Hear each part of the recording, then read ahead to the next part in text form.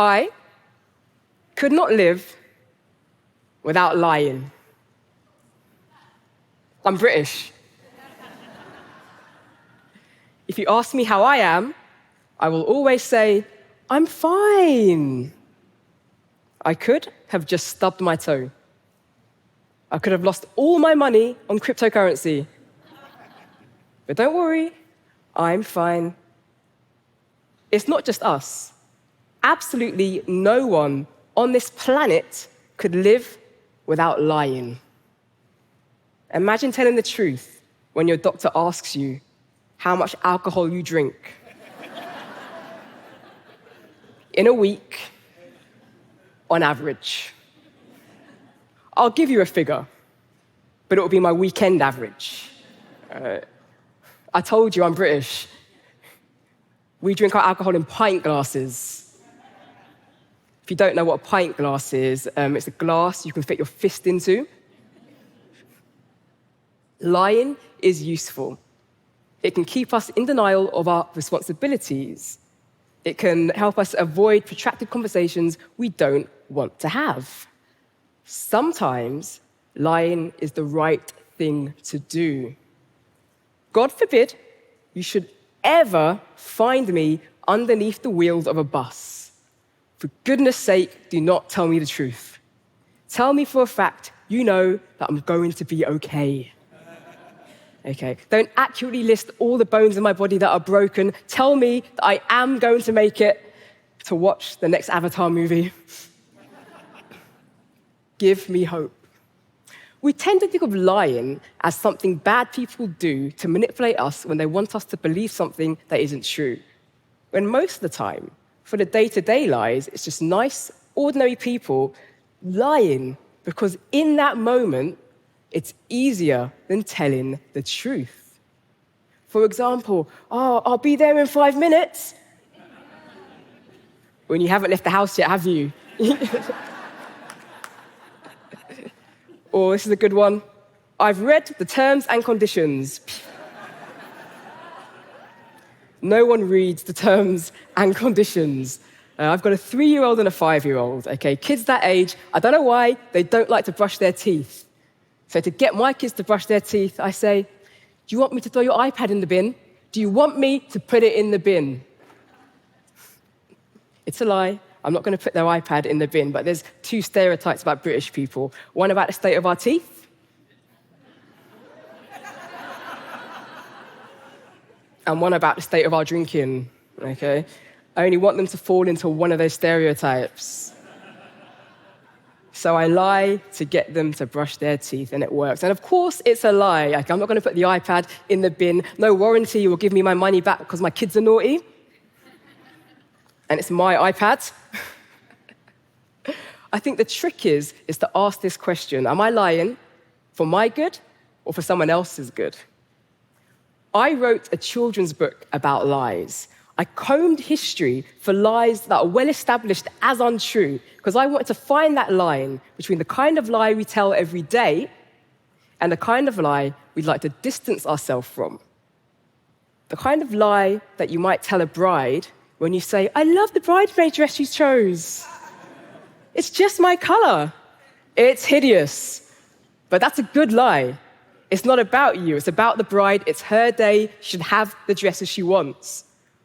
Or the kind of lie you tell to the elderly billionaire you're about to marry when you say you love them. That's a bad lie. You should not get married for money. Right? You should get married for a Netflix password. So. I think it's the selfish lies we need to deal with, okay? The kind of lies that might make people money, the kind of lies that might harm others, the kind of lies that might win people votes. We need to get better at distinguishing between the acceptable lies and the unacceptable lies. And the way to do this is to get fib literate. Want to be qualified in fibs? Ask yourself this question when you're given the opportunity to lie, or when you've been given information and you're not sure it's true. Ask yourself, who will benefit? Some examples. You get home late, you're tired. Your partner was supposed to put the bins out. They have not. Worse, they're going to go out and you're going to have to do the job yourself. And before they leave, they ask you, "Are you mad?" You're furious. You're incensed, but you say, "I'm not mad." That could be a good lie, okay? They can take the bins out next week. It's not a big deal. You're furious because you're tired. It's not a big deal. That's a good lie. Who benefits from that lie? Both of you in that relationship. Another example, you've gone out with your friend. You've gone to the club. Your friend has driven. Whilst in the club, they've drunk 5 pints of wine.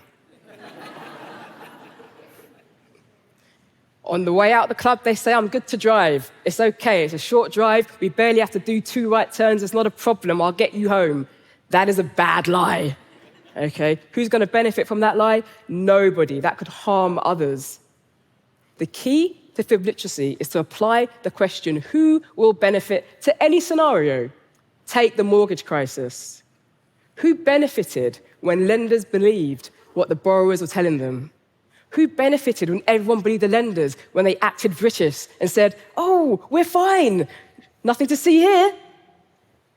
The lies were building up like dirty laundry until the stench became too bad to ignore. Or take smoking. Who benefited when they lied about our ill health? They made smoking look so cool with their lies. Imagine that picture of Audrey Hepburn in that iconic picture from Breakfast at Tiffany's with a vape.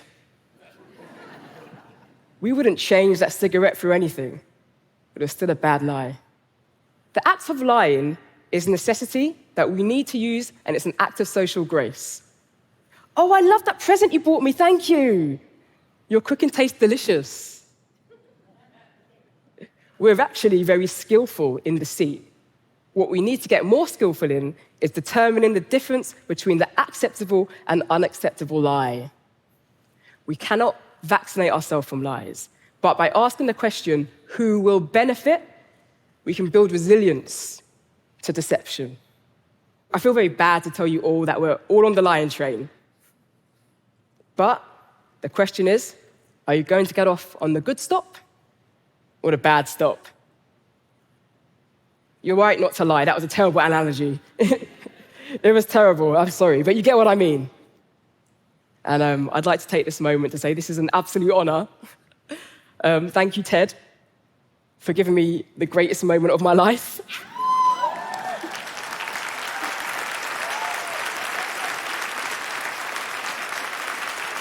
No, sit down. Sit down, love, sit down, love. That was a lie. I'm sorry, it wasn't the greatest moment of my life. Do you want to know what the greatest moment of my life was, or still is? Do you want to know what the greatest moment of my life is? Yeah? Once, I got given a hotel breakfast for free. It was a pretty good moment. Pretty good moment. But this comes close. Thank you.